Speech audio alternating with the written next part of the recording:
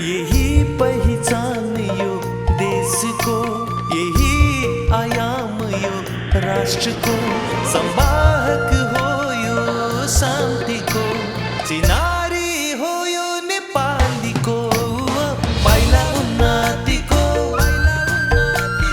गर्व यो देशको, गौरव नेपालीको, प्रतीक यो शान्तिको। नेपाल वायु सेवा निगम राष्ट्रिय ध्वजावाहक। Nepal Telecom, राष्ट्रको सञ्चार। Hope International, your education consultant. Australia पढ्न जाने हैन त? Choose Empire for your higher studies. Join National School of Film and Television. Admission open.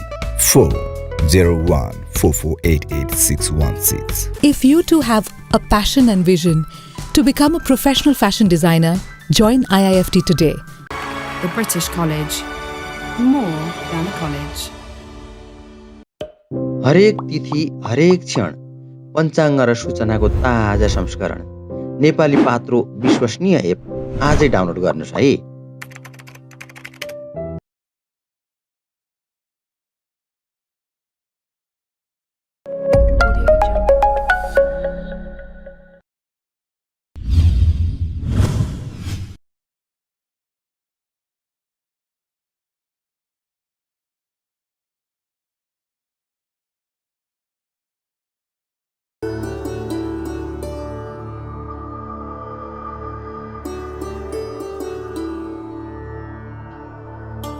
Gurudev, I would like to welcome you. Namaskar. Namaskar. Such a pleasure having you here at your premises. It's a beautiful place here. You know, I was here about hour and a half, 2 hours ago, and I was sitting there and just soaking into the nature and enjoying the serene atmosphere here. It's so beautiful and really a calming and soothing effect. And then meeting you personally like this is all, has totally taken it to a different level altogether. So thank you for sitting down with us. This is not a hardcore interview. This is just going to be a conversation, I was very much interested to meet you, to know about you, just to know your opinion about various things. And, a lot of people ask you all over the world. I've heard, questions about how to get inner peace, what is the humanity searching for, and irrespective of their background, irrespective of their economical status or power status, everybody seems like searching for inner peace. Is that possible, or is that not possible? It's quite natural. It's quite natural for one to seek peace. Right. Like it's quite natural for one to want freedom. Because bondage is very inconvenient. It's not. That's why it's called bondage. You cannot be in bondage. Similarly, you cannot be in misery. The nature of life is to seek happiness. Right. What do you mean? But whether it is possible to get to that, yes, with right circumstances, right environment, right attitude, and doing the right things, you can definitely. Yeah. What do you mean by bondage? Bondage of various aspects of No, living? anything that restricts you is a bondage, right? But if someone tells you you cannot go here, there, or something, Right. you feel very restricted. And that restriction is something which limits your possibilities. But is that possible to do on a day-to-day living without any restrictions, without any confinement? No, we need certain discipline. I don't mean to say we cannot have any discipline. Discipline is something that you impose on yourself. And you take on, you willingly take, that you don't call it a bondage. But when your abilities are restricted, then you feel stifled. Correct? Abilities meaning? You see, freedom is something that That's an innate desire of every living being. You tie a dog to a pole, it doesn't want to be there forever. It just wants to come out and walk around. True. Correct? Like that. Even If animals don't like. If someone does it out of their own will, it's okay.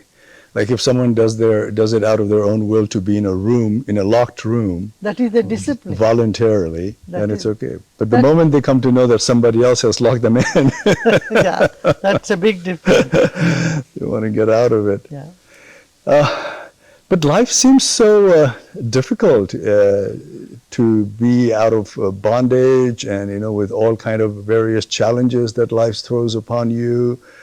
So isn't it, instead of just looking for peace and inner spirituality, just to make yourself more resilient in order to face all the kind of challenges that life throws at you, Absolutely.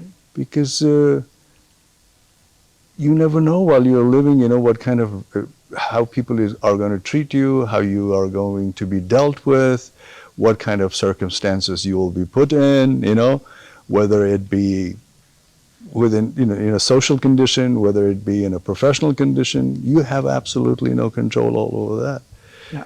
So instead of just looking for spirituality and inner peace, do you think we as a human being maybe should try to be more resilient and You see, resilience doesn't come out of stress.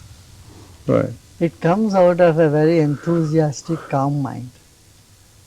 A very confident mind can become resilient. And spirituality, practices of meditation, they contribute to that. They contribute in having a stress-free life. And it helps you to tap the resources which you have not been using so far. So that is the very basis of spirituality, is so that you can be free from stress, you can think clearly, and you can, access to your own intuitive ability. But is that feasible? Like when you're living a day-to-day life, Having a lot of things to do. a lot of things to do, Absolutely, and then also absolutely. be spiritual on the other side, Absolutely. Absolutely. in order to If balance your life. Yeah, If you have to go to market, you need to go to bank, right. right? So if someone has no business in the market, and what is the use of the bank for them? Yeah, So- but it's not only that, it's the political situation, it's the economical situation of the country. The more or the challenges other. you face, the more resilient you need to be. And for that, meditation, I feel, is the only way. And that is the reason, see, today, more than 2.3 billion people around the world are meditating and doing yoga. In the past, it was not so. Yoga was considered to be sort of for people out there, not the normal people. But today, the whole scenario has changed. People have recognized for a better health, you need spirituality. For better behavior in society, you need to be more innovative and Right. effective in the job you are doing, you need inner strength. So, in many ways, in But more not than all, one way. not all humanity has the opportunity for that, do they? Opportunity to indulge themselves in Listen, yoga and spiritual. Not all humanity because has. the kind of condition they're born in, the circumstances Yeah. they have to face. See, at one time, not all the humanity had access to toothbrush, even toothpaste. But they had a very organic tool from the tree. People were not. We used to call it, in Nepali we call it datyon. Datun. But that is only here in this tradition we are Right. doing. If you go to Masai Mara and all, Or koila, people koila. used to use. Yeah. Salt and koila. Yeah, yeah. That has been in our tradition, no? The Hindu Right. traditions have been using all these things from long time. but not everywhere in the Yeah. world. If you go to Masai Mara, people don't even know that you need to brush your teeth. So, see, cell phone, for example. Today, people all over the world are using cell phones. Like that, this wisdom knowledge has been available for us in Asia from ages. You know, Nepal, India, Sri Lanka, all these countries, you know, our ancestors, people knew yoga, they were into Ayurveda. See, when the world did not know how to treat many of the illnesses, India had the answer. Even today, this ancient Ayurvedic system still respected world over. True. This is getting more, you know, it's becoming more and more popular now. But Guruji, some say that, like when we say spirituality and meditation, we also talk about being aware of oneself, being very conscious. But some people say that the very fact that we are a conscious being, the very fact that we are aware, we're creating all kind of obstacles and problems for ourselves. If we were more natural and more instinctive, like other beings, maybe we would have less psychological problem, and our nature probably would be more compassionate and kind rather than being complicated, egotistical, angry, competitive. Now, being more conscious does not mean being more crooked. Being conscious simply means being aware, and for that you need to be free from stress, you need to live in the present moment. Like as you said, many our ancestors used to live and many animals live in the present moment. So what is happening today, we are caught up in our memory. We are caught up in our small mind. You see, to be more intuitive, you have to get out from there. That is where meditation helps. It's a journey from head to heart. To sum up, I would say it would, the relevance of spirituality today is it can help us create a stress-free and violence-free society, a disease-free body, and a mind which is fresh and alive and not, obsessed with the past or prejudiced of any sort. So we need to get out of the prejudice.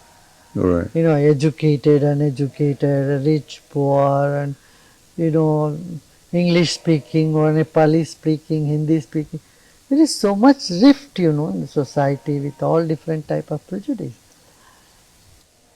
But is it possible to get completely rid of that? Because over the time, like we thought that we almost got rid of that, and then again it seems Something like we're else coming will back. come. Something else is coming.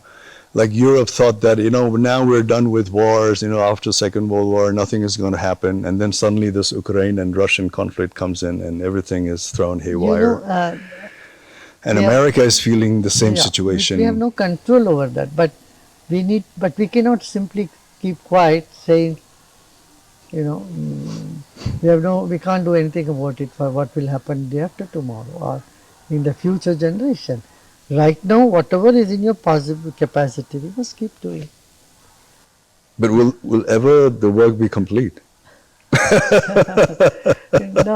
Nobody can guarantee the world will be in a permanent state of peace. No. Henceforth, everybody will live in peace What forever. causes That's that? not possible. What causes human mind to it's be like the ripple in the water. contradictory? Look at the water here. When wind comes, the ripples come, and then the wind subsides. It becomes still. Because when I look at it from an ordinary thought level, what I see is that a person in one hand needs to be kind, needs to be lovable, but on the same person on the other hand also needs to be angry, conflicting, hatred, intelligent. So there's both the spectrum the person carries. He needs to hate someone as well as he needs to love someone. I beg to differ here, because I don't think we need to hate anybody. See, if you see the animal kingdom, no animal hates another animal. Right. They just pray when they need food. Otherwise, they live and let others live. You see? So, hatred is... Until some other animal snatches their food, maybe. Maybe then they get into conflict. Yeah. Yeah. No. You know, it's in a natural instinct that they follow. You can see in humans or children also, you know, they fight. Fighting is natural. Getting angry is very, very natural. But they don't hold on to that for the whole lifetime, like the adults do. You give a pen or some toy in a kid's hand and you snatch it, it will start shouting. But it comes back again very quickly. The tears in its cheek are not yet dry, but it still starts smiling. That is a healthy emotion. I always say any emotion is healthy as long it doesn't linger on for hours and hours and destroy your nervous system. Right. You know, if your nervous system is clogged with hatred, you can't think straight. You can't be happy. You can't get good sleep. So is our intellect affecting us negatively rather than being absolutely positive? I wouldn't say it's the intellect which is affecting us like that. It could be your ego, it could be your understanding, it could be your perception, would be many things. But behind all that is the consciousness and being intellect. Consciousness is something which is your whole life, which is beyond your thoughts, which is beyond your emotions and your concepts. And you know, the life force in you I would call as consciousness. What I was saying was that, like, if we were not very intelligent and our conscious level was very low, maybe we These would, are two different maybe things. we would act very Wait. instinctively. Yeah. Conscious level and intellect are two different things. Don't think very intellectual people are very conscious all the time. No. An innocent person is more conscious many times. Without being aware? Or? Yeah, they be more aware. You know, a simple farmer is much more aware than someone who is stuck in their intellect. They have more observation. They perceive things better. Their expressions are much better. The three aspects, you know, perception, observation and expression. So, this is all very different from someone thinking they are very intellectually brilliant and they know it all. You see, the more you know, you come to a position where you say, well, I don't know. I know very little. What I need to know is much more. So that openness and humility is a real sign of mature intellect. But half-baked intellect thinks that, oh, they know it all, and then they are not conscious. So what do you tell the humanity? Do you tell them that get into life, you know, face all kind of challenges, try to build up your endurance, try to build up your resilience, fall and get up and go again? Or do you tell them, go find peace, be spiritual, No, you do all do this. meditation? These are not two different things. They are together, they go together. You know, you run, you fall, and if you don't feel like getting up, then I say meditate, you know, you will get the power to get up and run again. Today, the depression in the world has touched the zenith. Never before we had so much depression. You see? 1 in every 4 person in Europe are depressed. And I don't think anybody took any survey of it in Asia. I'm sure it's all, but one thing people know, it's all going up. Mental illness has tripled in the last couple of years, especially after COVID. So for all this, I would say you need to look into yourself. Look at your own life. See, what is that you want? and what life is all about. Spirituality is not thinking about some God sitting somewhere. It is inquiring about your own life. Self-inquiry. What is Atman? What is Self? What is Paramatma? Like this, inward journey helps you to gain inner strength. You know, a weak body can be carried along by a strong mind, but not the other way around. Your body may be strong, if the mind is weak, it cannot carry along. Right. Right. As long as your mind is strong, you're always thinking more, you're always being more alert, you're always doing things. Yeah. You'll do the right thing, you feel content about it. It's only the mind that you can continuously develop and make it more stronger. The body deteriorates with time and with age, unless you get some sort of mental illness or something like that. So is it like you're saying about Europe, you know, so many people are getting depressed and all that. Is it something to do with internet and social media that we are unnaturally being exposed to so many other people and unnaturally being bombarded with so many information? Yeah, many reasons. There could be many attributes to that. Yeah. But solution lies here in Asia, I tell you. Why do you say Asia? Asia, I include Nepal, Sri Lanka, India, and our South Asia, you know, continent, because we have this culture. We have the culture of Vasudhaiva Kutum, the whole world is one family.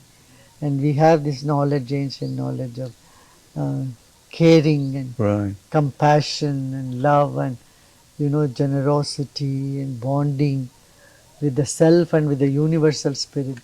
These are all quite ingrained in this part of the world. That's why I would say Asia. No, Gurudev, but then again, let's not forget that there are a lot of people suffering in this part of the world, you know. Because they have forgotten their roots. A huge amount of people are suffering for their basic needs, for food, shelter, clothing. No doubt, absolutely. And their whole life is spent on just search for that. Absolutely. So even in this part of the world where the spirituality and kindness and compassion has its root, enormous everybody humanity is using it. Enormous humanity is suffering. Hindi में बोलते हैं ना, घर की मुर्गी दाल बराबर. So something which belongs to your own backyard, you don't consider to be a medicinal plant. And the gap between people is growing, you know, whether generation gap is growing. There's a generation gap, there's an economical gap, and it's growing, and one section doesn't want to do anything with the other sections, and that creates even more anger and conflict and fear, you know. Absolutely. Challenges are many. So how do you tackle this thing? How is it possible to tackle? Because even in Nepal, you know, like what my observation is, 30, 40 years ago when Nepal was not as materialistic as today, on a physical basis you would probably see more poverty, like people were not as nicely clothed as they are today, people were living in humble dwellings, people were working in farm, but you would used to see certain type of contentment in them. Yeah.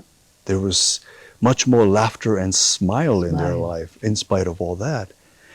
And now somehow life has sort of changed for them, you know, they're being better clothed, their houses are kind of looking better, they're eating more food, but the smile has disappeared. Musi musi hasi. Musi musi hasi is gone. So are we digging our own grave by? Yeah. Absolutely. That is where they have to look inward. You know, when they look inward, they can get rid of the stress and the smallness that clogs their mind and, you know, distorted emotions which bother them. Breathing exercise, pranayama, helps tremendously. So you can't directly deal with your emotions, right? If you are upset, if you are depressed, you don't know what to do with it. You want to get out of it, you are not enjoying it. But directly you can't do it. With the help of your breath, you are able to snap out of it.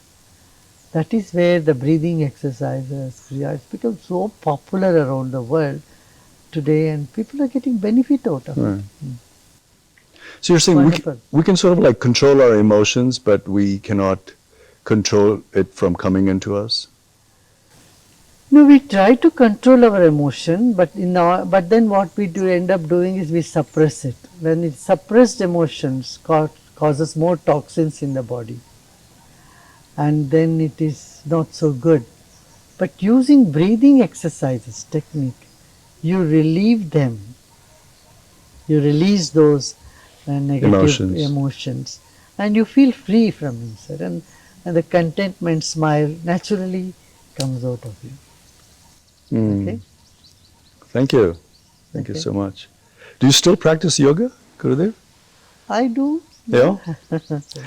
My last query about, how do you evaluate your own life, Gurudev? I don't do any of Yeah. What kind of memories you have? Are they affecting you? Nothing. Do you have imagination for your future? Nothing. Do you? Then I can't be sitting here where I am. Do you ever worry about your life or where things are going? You just flow with the time, flow with things. That's a wonderful thing. I must try to do that. That's wonderful. Lovely. Thank you so much. Thank you.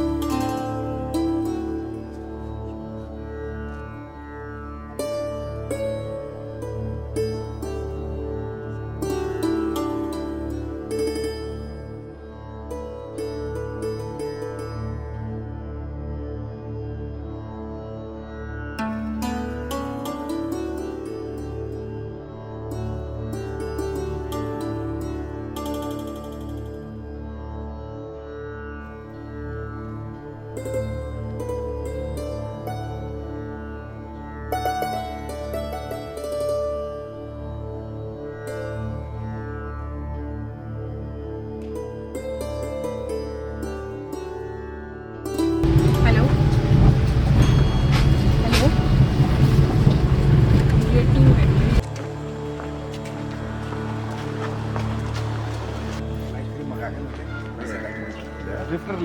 from inside and brown from outside, and there's a full piece which is brown from outside.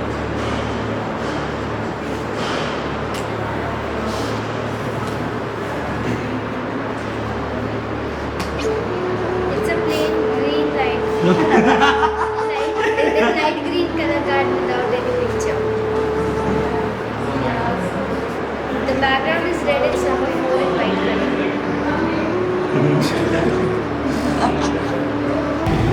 Last destination हो रहा है last destination.